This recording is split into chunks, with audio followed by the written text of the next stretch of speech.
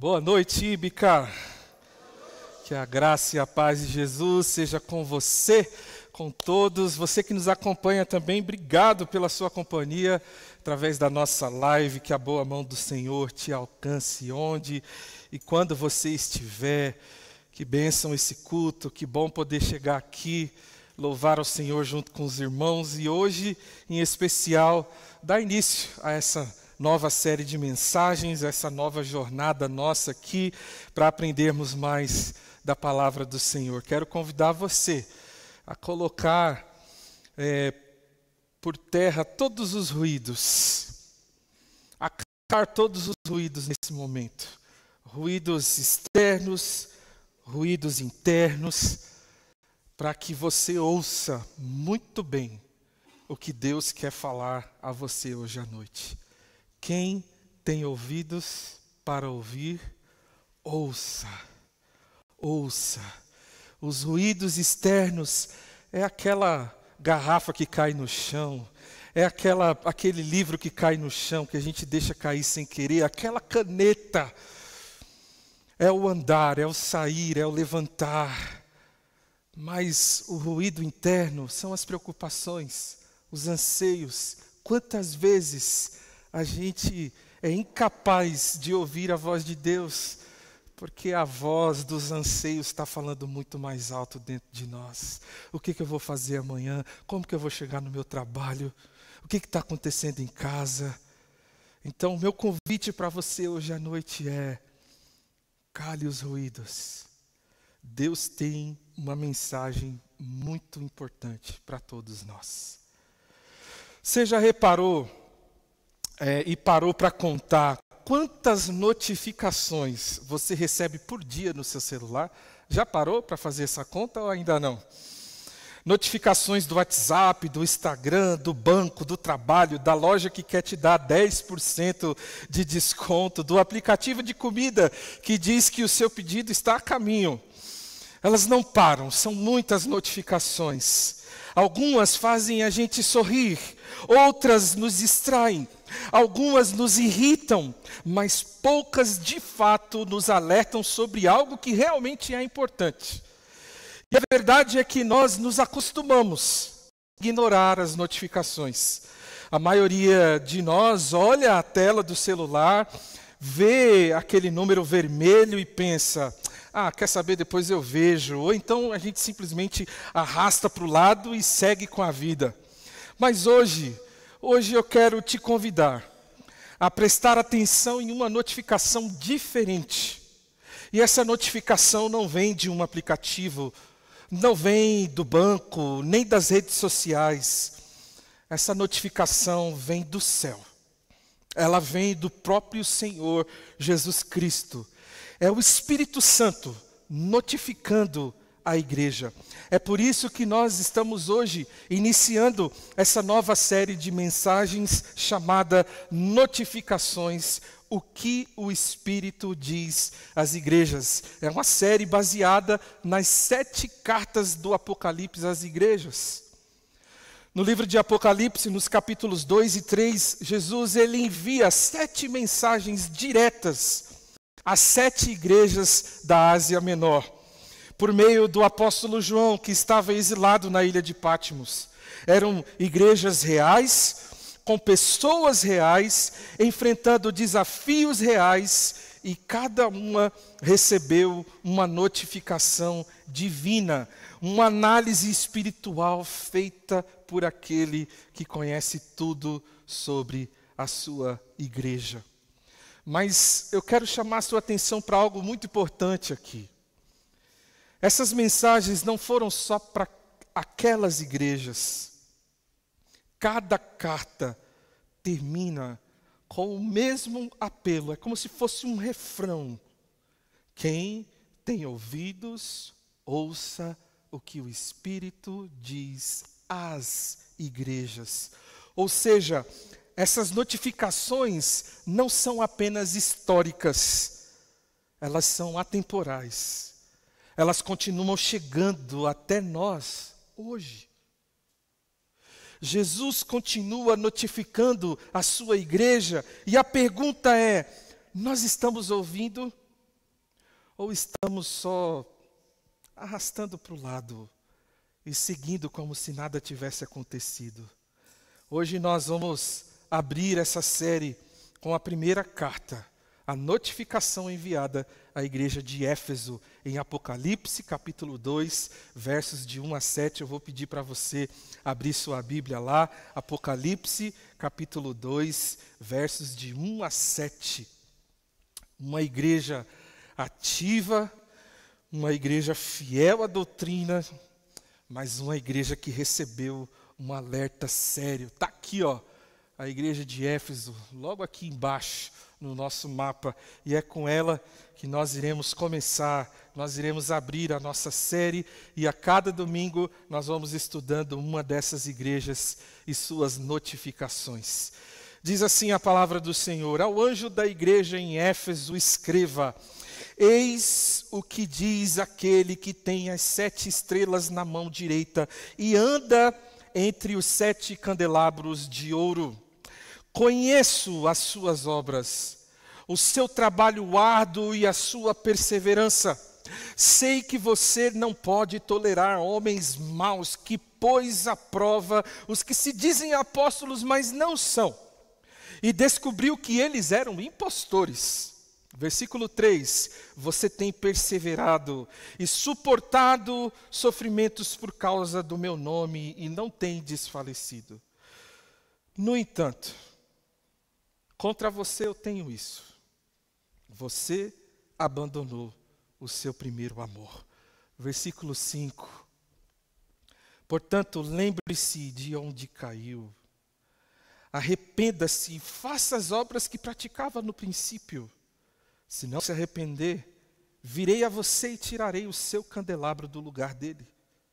Há, porém, uma coisa a seu favor: você odeia as práticas dos nicolaítas, como eu também as odeio. Quem tem ouvidos, ouça o que o Espírito diz às igrejas. Aquele que vencer, darei o direito de comer da árvore da vida que está no paraíso de Deus. Irmãos, a gente tem muita coisa para conversar hoje. Para abrir essa série, eu preciso compartilhar com vocês um pouquinho do contexto, e talvez vai chegar em algum momento você vai se cansar de tanta informação, mas pode confiar, todas as informações que eu vou passar aqui para vocês é muito importante para que nós interpretemos esse texto da maneira correta e que as aplicações cheguem com muita força no nosso coração. Então eu vou pedir para que você preste bastante atenção em cada detalhe. A cidade de Éfeso era uma das mais importantes do mundo antigo. Localizada na atual Turquia, na região da Ásia Menor, ela era uma metrópole portuária, comercial, cultural e religiosa. Não foi por acaso, meus irmãos, que Jesus escolheu começar as suas notificações por essa igreja. Então vamos entender um pouquinho mais sobre cada um desses contextos aqui. Primeiro, contexto comercial e político. Éfeso era conhecida como a porta da Ásia. Por quê? Porque o seu porto conectava o mar Egeu às grandes rotas comerciais terrestres do Império Romano. Então isso fazia com que a cidade fosse um centro comercial de essa influência. Éfeso era também a maior cidade da Ásia Menor, com cerca de 250 mil habitantes. E isso era algo gigantesco para os padrões daquela época. Além disso, a cidade de Éfeso abrigava o maior teatro do mundo antigo, com capacidade para, pasmem com essa informação, 25 mil pessoas. Você já foi num teatro para 25 mil pessoas? Éfeso era tão grandiosa que tinha um teatro assim. Também era a sede do procônsul romano, o que tornava Éfeso uma cidade politicamente estratégica. Era uma cidade riquíssima, poderosa e considerada como modelo de civilização naquela época. Um outro contexto importante para a gente estudar aqui é o religioso. A fama de Éfeso não era só econômica, mas era um dos maiores centros religiosos do mundo antigo. Lá estava o templo de Ártemis, ou conhecida também como Diana, uma das 7 maravilhas do mundo antigo. Inclusive, vou colocar aqui uma foto para vocês observarem que lindeza. O templo tinha mais de 100 colunas de 18 metros de altura. Era 4 vezes maior que o Partenon de Atenas e atraía milhares de peregrinos, turistas e comerciantes. Ártemis era considerada a deusa da fertilidade, da caça e da prosperidade. E o culto a ela incluía prostituição, feitiçaria e práticas ocultistas. Por isso, Éfeso era um lugar de intensa religiosidade pagã, onde os cristãos viviam sob constante pressão social, moral e espiritual. Imagina você, cristão, discípulo de Jesus, morar numa cidade como essa. Porém, eu quero convidar vocês também a rapidamente ver um pouquinho do contexto cristão e bíblico. A igreja de Éfeso tem uma história impressionante no Novo Testamento. Primeiro, nós podemos ver que ela foi fundada pelo apóstolo Paulo, nada menos que o apóstolo Paulo, durante a sua segunda viagem missionária. Isso está registrado, irmãos, em Atos capítulo 18. E ele retornou depois a essa igreja e ficou ali por 3 anos ensinando. Olha que interessante, que curioso isso. Foi o maior tempo que Paulo permaneceu numa só cidade. Por que será? Mas também foi o cenário de grandes milagres, conversões em massa, confronto com o paganismo. Houve até uma queima pública de livros de feitiçaria. Imagine só os feiticeiros, os bruxos e bruxas queimando seus livros em praça pública, porque eles foram alcançados pelo evangelho que liberta e transforma. Você pode imaginar isso? Sabia que esses livros queimados, num valor, mais ou menos hoje, seria milhões de reais. A pregação causou tanto impacto que os ourives que viviam da venda de miniaturas do templo de Ártemis ficaram em crise e geraram um motim contra Paulo. Eles estavam ficando pobres, estavam em crise, porque ninguém mais queria comprar esses amuletos. Mais tarde, a igreja foi pastoreada por Timóteo. Vocês lembram de Timóteo? A gente conversou sobre ele no mês da família. O discípulo amado de Paulo. Paulo envia o seu amado discípulo para pastorear essa igreja. E, segundo a tradição, essa igreja também foi pastoreada por nada mais, nada menos que o apóstolo do amor, o apóstolo João. Irmãos, essa igreja foi uma igreja profundamente ensinada. Ela recebeu a epístola aos Efésios, escrita por Paulo, e também essa notificação do Senhor em Apocalipse. E agora, então, vamos entrar um pouco mais específico no texto. Antes da gente destacar os pontos importantes aqui, eu quero só explicar algumas coisas que são muito importantes nesse versículo primeiro aqui, e fazer toda a diferença para a gente continuar. O texto, ele começa com uma frase intrigante aqui. Ao anjo da igreja em Éfeso, escreva. E aqui surge a pergunta, quem que é esse anjo da igreja? É um ser celestial? É um mensageiro humano? É uma figura simbólica? A gente tem que entender isso daqui. E quando nós estudamos, nós vimos que o termo usado significa literalmente mensageiro. Essa palavra é usada no Novo Testamento tanto para anjos celestiais, quanto para mensageiros humanos. O contexto determina o sentido, ok? É a mesma coisa que eu falar, dobre a manga. Claro que você vai saber que eu estou falando da manga da sua camiseta, porque eu estou falando dobra. Não tem como dobrar a manga fruta, não é?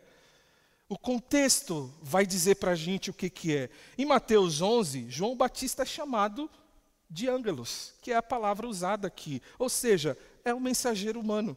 Em Lucas capítulo 1 e Apocalipse capítulo 5, ângelos se refere claramente a anjos celestiais. Então, qual é o caso em Apocalipse? Nós cremos que é o mensageiro humano, ou seja, o líder, o pastor da igreja. Essa é a interpretação mais natural, teológica e historicamente aceita por muitos estudiosos. O anjo seria o pastor ou o representante da igreja local, aquele que recebia a mensagem, a notificação, para depois transmiti-la para toda a congregação, para toda a igreja. Tem um teólogo muito importante que ele disse o seguinte: essas mensagens são dirigidas aos pastores das igrejas, porque eles são responsáveis por alimentar, proteger e corrigir o rebanho. Eles são chamados de anjos, pois são mensageiros de Deus ao seu povo. Está vendo, pessoal? Vocês podem me chamar de anjo de vez em quando, né? Não tem problema nenhum não, tá bom? Não vai estar sendo antibíblico, tá? E a Ângela não vai ficar com ciúmes não, tá bom? Ao anjo da igreja em Éfeso, Jesus está falando com o líder da igreja, o mensageiro responsável. Mas o texto, ele não para por aqui. O texto continua: eis que diz aquele que tem, preste atenção, as 7 estrelas na mão direita e anda entre os 7 candelabros de ouro. Se você gosta de comer comidinha que é fácil de engolir, você vai ter muita dificuldade com essa série de mensagens. Porque isso daqui não é papinha, isso aqui é comida sólida. Mas, meu irmão, se você se esforçar, você vai ser alimentado como nunca. Então eu preciso que você trabalhe junto comigo aqui. São coisas difíceis, mas se a gente entender, a gente vai sair daqui diferente. O que significa essa história de Jesus ter as 7 estrelas na mão direita e ele andar entre os candelabros? Meu Deus do céu, liga a tecla SAP, por favor, não é? Perceba que estrelas brilham nos céus, candelabros iluminam o ambiente. Eles têm uma missão, e essa missão é análoga à missão da igreja de ser luz do mundo. Jesus está falando que a igreja representa as estrelas dos céus, como diz lá em Filipenses capítulo 2:15, onde o apóstolo Paulo diz que os cristãos devem viver no meio da sociedade como as estrelas que brilham no universo. O próprio Jesus disse em Mateus capítulo 5, versículo 14, vocês são luz do mundo. As estrelas na mão direita e os candelabros que Jesus anda entre eles. O que significa isso?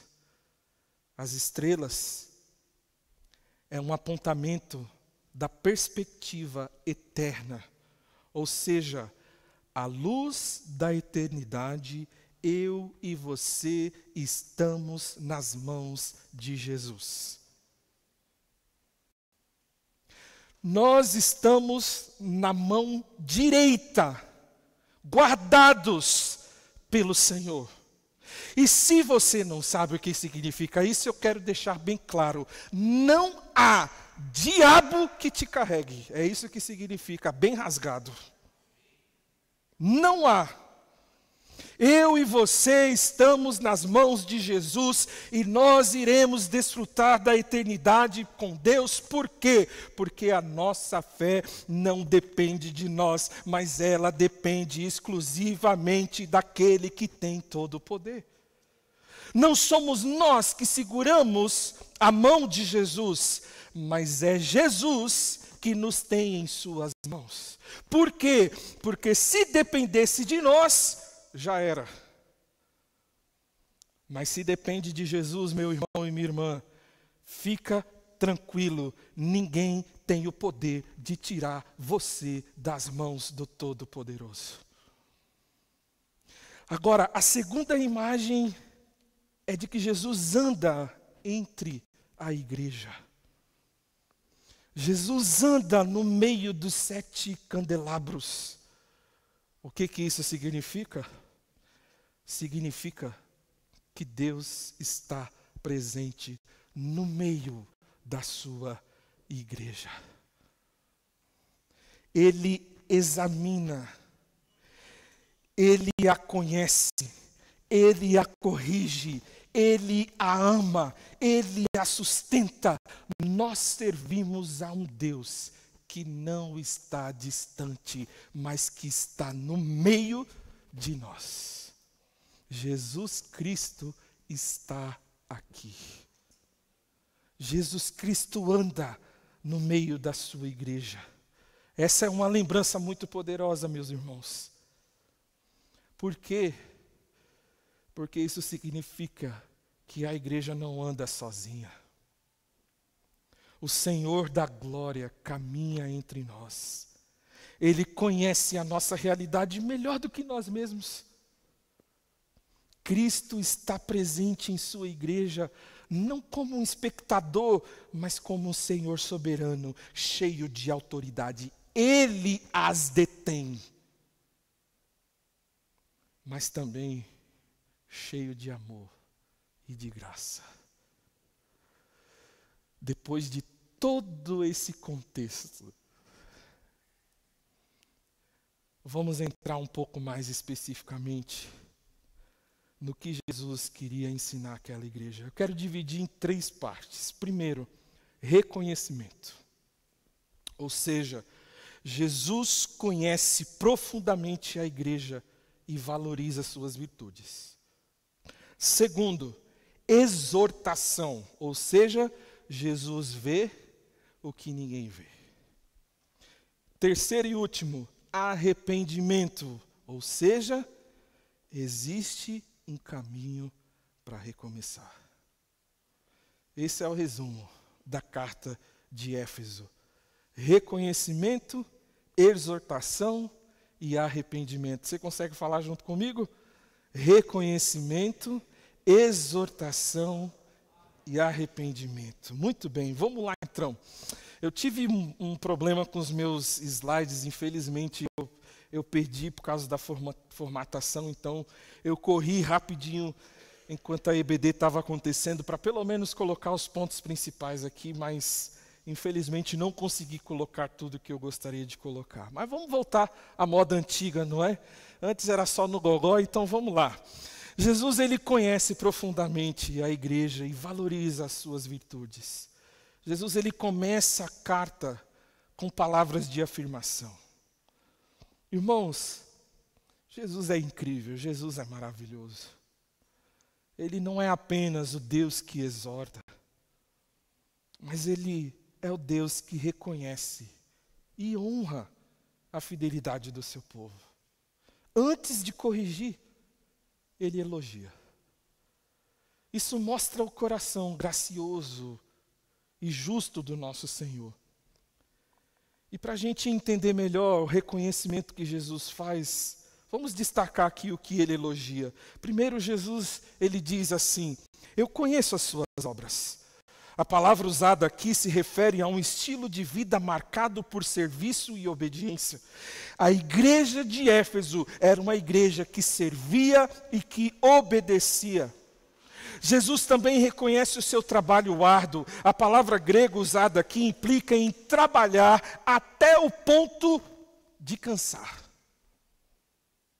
Era uma igreja que se doava, era uma igreja que se envolvia intensamente no serviço do Senhor. Mutirão na igreja de Éfeso, pensa no mutirão que era. Estava todo mundo lá. O que precisa fazer, pastor? O que está faltando? Ah, meus irmãos, os irmãos de Éfeso, eles não brincavam em serviço, não. Era uma igreja que trabalhava até cansar. Enquanto muitos de nós não fazemos o mínimo para servir o nosso Senhor, existe uma igreja que, elogiada pelo próprio Jesus, que ele diz, essa igreja trabalha arduamente. E Jesus destaca isso. Mas Jesus também fala sobre a perseverança. Eles eram resilientes. A palavra aqui aponta para uma paciência ativa. Alguém que não desiste, mesmo debaixo de pressão e perseguição. Essa é a igreja de Éfeso, uma igreja perseverante. Mas também Jesus destaca, não pode tolerar homens maus. Eles tinham discernimento moral. Eles não toleravam o pecado descarado, nem o comportamento perverso das pessoas dentro da igreja. Eles eram firmes contra o erro. É isso que significa, não pode tolerar homens maus. Mas também, Jesus destaca que eles põem à prova os que se dizem apóstolos. Ou seja, a igreja testava líderes, confrontava falsos mestres e zelava pela sã doutrina. Eles não se deixavam levar por modismo, por falsos evangelhos. Eles eram uma igreja madura e teologicamente vigilante. Meu irmão e minha irmã, tem tanta gente assistindo bobeira por aí, dizendo amém, batendo palma. É gente ouvindo um evangelho triunfalista, uma teologia da prosperidade enrustida e aplaudindo. Filosofias vãs. Em Éfeso isso aqui não tinha, não. Não tinha espaço para isso. Vinha alguém pregar na igreja, opa, peraí, deixa eu ver o que esse cara está falando aqui.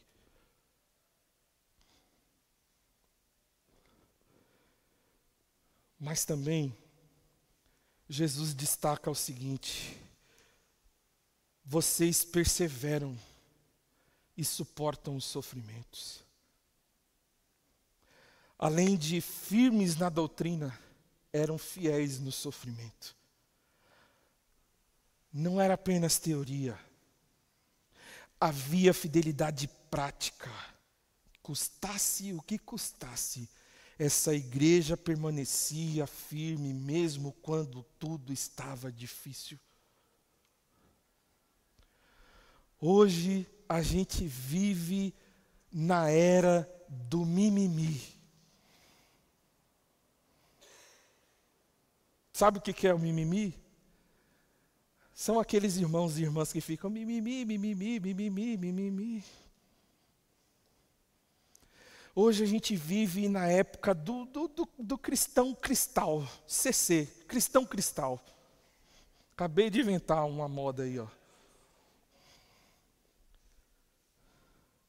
Desistem facilmente. Basta um frio um pouco mais agudo, não vou para o culto, não vou para a igreja, vou ficar em casa mesmo. Irmãos, desculpa, mas eu acho hipotético isso, sabe por quê? Porque na época desses irmãos aqui, os cristãos eram usados como tochas no caminho da residência do imperador para iluminar. Ou seja, eles eram queimados vivos por causa do evangelho. E a gente chega num tempo onde aqueles que se dizem cristãos ficam medindo esforços para ir ou não à igreja, para servir ou não em um ministério. Em Éfeso, isso não acontecia. Era perseguição, era morte, era violência, era a prisão. E esses irmãos estavam firmes no Senhor. Pode vir. Vem. Pode vir quente que eu estou fervendo, né? Como diz a música. Vem, pode vir, né? Outra coisa também, vocês odeiam as práticas dos nicolaítas.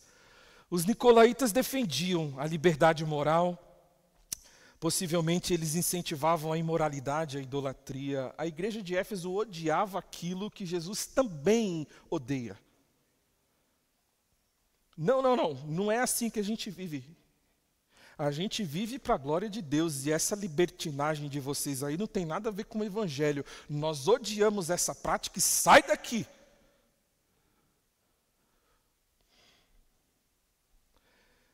Tem coisas que a gente tem que amar, irmãos, mas tem coisas que a gente tem que odiar. E em nome de um evangelho fofinho, a gente não odeia mais nada. Inclusive as heresias, inclusive os falsos mestres. Aqui em Éfeso isso não tinha vez. Aí eu chamo a sua atenção e penso, olha para essa igreja. Olha para essa igreja, irmãos.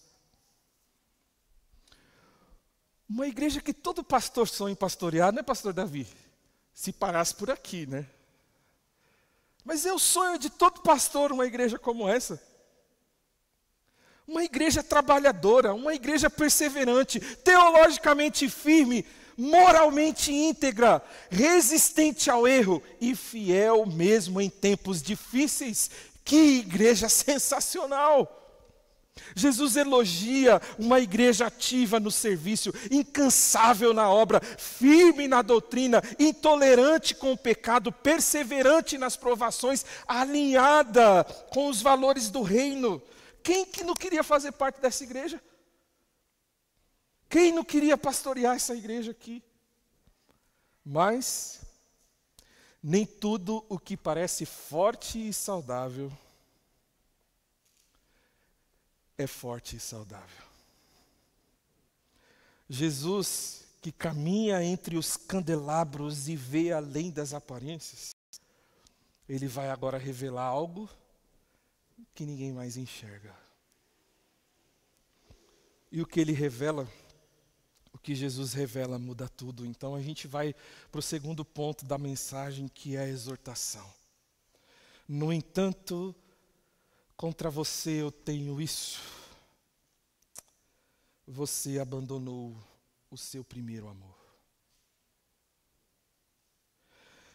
Depois de reconhecer tantas virtudes, Jesus agora emite uma notificação grave, algo que ninguém mais percebia, mas que ele vê com clareza absoluta. Ele diz: contra você eu tenho isso. Presta atenção nessa expressão. Alguém já te procurou e disse assim: ó, tem um negócio contra você, viu? Ou simplesmente: ô, irmão, tem que conversar com você. Tem um negócio que você está fazendo aí que eu não estou gostando, não. A gente já gela a espinha, não é? Pastor, quando chama no escritório, vixe. Ô, irmão, quero conversar com você depois do culto. Vixe, né? Já vai meio desconfiado. Irmãos, é o próprio Jesus que está dizendo para você: eu tenho algo contra você. É o próprio Jesus dizendo para a igreja: apesar de todas as qualidades, havia uma falha fundamental que colocava tudo por água abaixo. A igreja havia abandonado o primeiro amor. E o que isso significa? A expressão pode ser entendida como amor original e prioritário por Cristo. Ou seja, o fervor, a paixão inicial da fé, o encantamento com a graça. mas também o amor que se manifesta em devoção, o amor que se manifesta na comunhão, o amor que se manifesta no serviço, na adoração autêntica. Não se trata de uma emoção, mas de uma relação viva e vibrante com Jesus. Foi para isso que nós fomos salvos. Interessante que a palavra abandonaste implica em deixar de lado, afastar-se. Mas também, olha que interessante, permitir o distanciamento. Ou seja, não foi algo perdido por acidente, mas foi algo negligenciado com o tempo. O problema não era exterior. O problema era interior. A igreja de Éfeso fazia tudo certo por fora, mas ela havia esfriado por dentro. Ainda cantava, mas cantava sem ação. Ainda servia, mas servia sem paixão. Ainda combatia o erro, mas havia perdido a ternura do amor por Jesus. Charles Spurgeon disse: não há fogo tão frio quanto o do serviço sem amor. Não há fogo tão frio quanto o do serviço sem amor. Olha só que incrível, meus irmãos. Em Deuteronômio capítulo 6, a partir do verso 4, Moisés, em nome de Deus, diz assim: ouça, Israel, o Senhor, o nosso Deus, é o único Deus. E aí no versículo 5 ele diz: ame ao Senhor, o seu Deus, com todo o seu coração, com toda a sua alma e com todas as suas forças. E no versículo 6, que todas essas palavras que hoje lhe ordeno estejam em seu coração. Preste atenção na estrutura do texto, Deuteronômio capítulo 6, eu acabei de ler para vocês. Uma coisa eu te peço: ame o Senhor. Israel, ame o Senhor. Povo de Deus, ame o Senhor. Igreja, ame o Senhor. Deus quer primeiramente amor. Sabe por quê? Obediência é consequência. Obediência é consequência. Primeiro o amor. Por isso o texto diz: ame o Senhor teu Deus. Quem obedece sem amar, obedece com a motivação errada. Ou seja, nem todo aquele que obedece ama, mas todo que ama, obedece. Jesus vem ao encontro dessa igreja e diz: o meu problema com vocês é que vocês não me amam mais. Vamos conversar sério, Éfeso. Vamos conversar sério, Íbica. A questão não é o que vocês estão fazendo ou deixando de fazer. Íbica, eu tenho o seu serviço, eu tenho o seu trabalho, eu tenho o seu zelo pela doutrina. Mas eu não tenho mais o seu coração.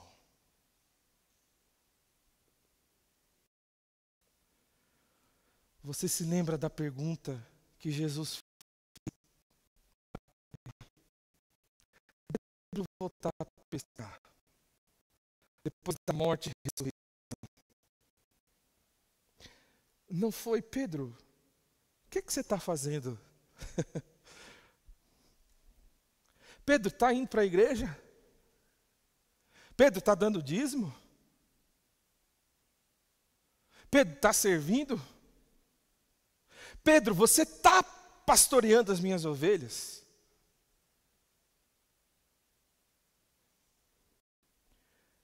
A pergunta de Jesus foi: Pedro, você me ama? Você me ama, Pedro?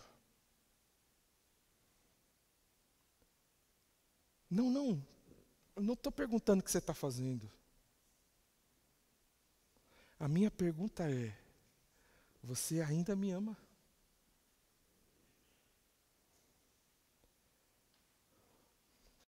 É possível fazer coisas certas pela motivação errada. O primeiro amor, irmãos, não se perde como um objeto. O primeiro amor se abandona quando nós substituímos o essencial pelo superficial. Nós vivemos numa época de ativismo religioso e ortodoxia teológica. Isso é real, isso é claro, isso é nítido.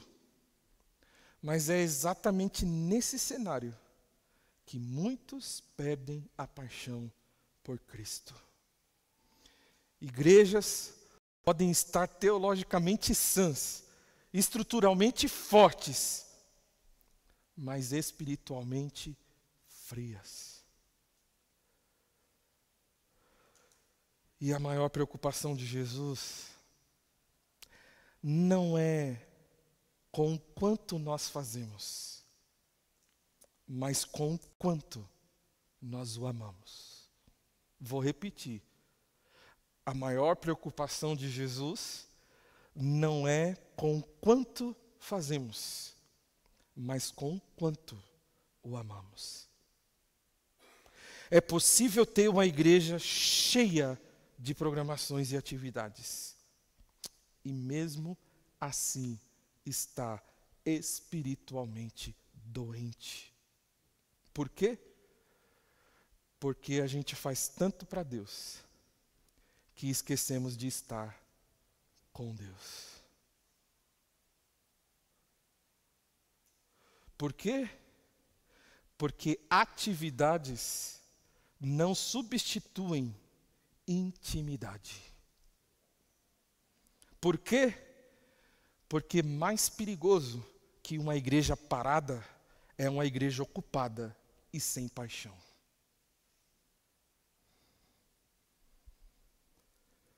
Ativismo. Vamos fazer, vamos fazer, vamos fazer, vamos fazer e vamos fazer. E estamos nós fazendo a obra de Deus, mas sem o Deus da obra.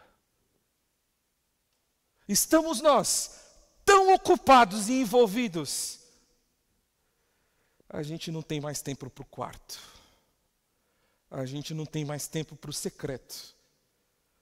Porque a agenda, porque as demandas, porque as atividades, porque os eventos estão sendo trocados por intimidade e por relacionamento com Jesus. E eu quero que você entenda isso de todo o seu coração, meu irmão.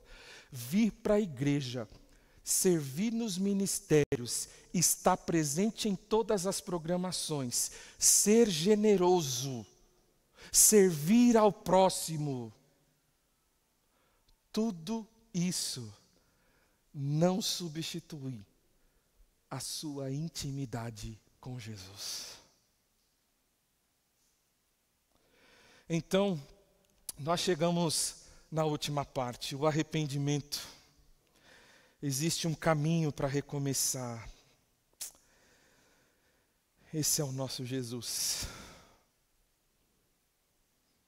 Ele não apenas denuncia o erro, ele abre a porta para a restauração.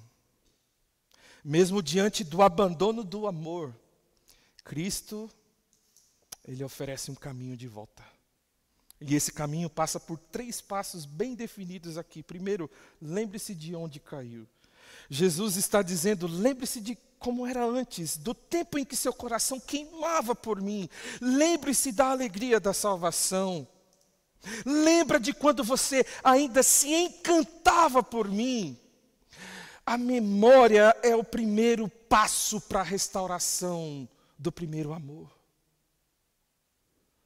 A Dália Prado, uma das poetisas mais incríveis do nosso país, ela diz assim, Quando eu olho para a pedra e só vejo pedra, aí tem um grande problema. Porque poeta tira a poesia até de pedra. Mas quando ele olha para a pedra e só vê pedra, sabe o que significa? Ele não está mais encantado com aquilo. Irmãos, quando a gente olha para Jesus, quando a gente ouve que Cristo morreu por nós, quando a gente está diante dessa mesa aqui, e a gente só vê mesa,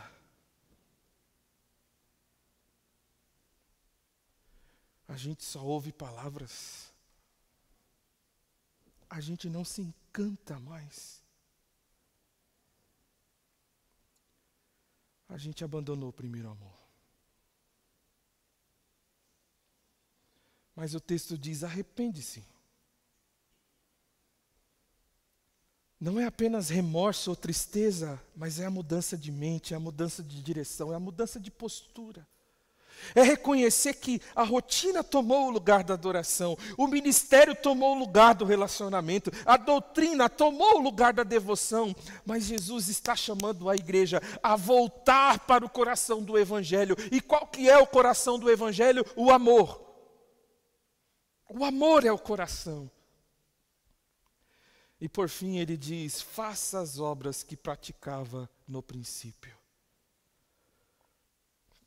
Lembra, se arrepende e volta. E volta. O retorno ao primeiro amor se expressa em atitudes visíveis. Jesus está dizendo: volte a me buscar como antes, ore como quem sente saudade, sirva como quem ama, cante como quem se encanta, viva como quem tem prazer em mim. A restauração do amor não é só interna, irmãos, ela se manifesta em vida, em prática, em ações. Mas se não houver arrependimento, preste atenção no que o texto diz. Se não se arrepender, virei a você e tirarei o seu candelabro do lugar dele. Sabe o que isso significa? Lembra que o candelabro é uma figura da igreja? As estrelas também. O que Jesus está dizendo aqui? Em outras palavras, igreja de Éfeso, se não houver arrependimento, eu vou acabar com vocês. É forte isso, muito forte. Jesus está dizendo: é melhor que uma igreja não exista do que ela existir sem amor. Isso é muito sério, irmãos. Isso é muito sério para Jesus e deveria ser muito sério para nós. É melhor que uma igreja não exista do que ela existir sem amor. Eu vou tirar o candelabro do meio de vocês. E vocês podem continuar trabalhando, servindo, fazendo, indo. Mas sabe de uma coisa? Vocês não vão fazer mais diferença nenhuma. Porque a luz, o candelabro, não está mais no meio de vocês. Porém, apesar da gravidade do alerta, o tom do texto é de esperança e reconciliação. Por mais difícil que pareça, mas é. Jesus está dizendo: volte, ainda há tempo, recomece. Meu amor continua aqui. Aquele que anda entre os candelabros não abandonou a igreja, ele chama a igreja de volta. O mesmo Jesus que aponta a queda é o que oferece o recomeço. Quantas vezes você já se sentiu como essa igreja? Fazendo tudo certo, mas sentindo que algo está errado. Servindo, mas com o coração seco. Presente nos cultos, mas ausente na presença. Com a Bíblia na mão, mas com o coração distante do autor. Talvez hoje você precise admitir: Jesus, eu me envolvi tanto com as tuas coisas, que eu me esqueci de me envolver com o Senhor.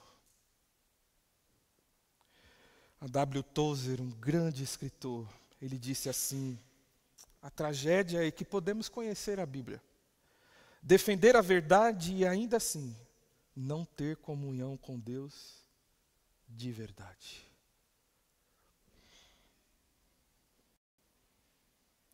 Hoje Jesus está passando entre os candelabros.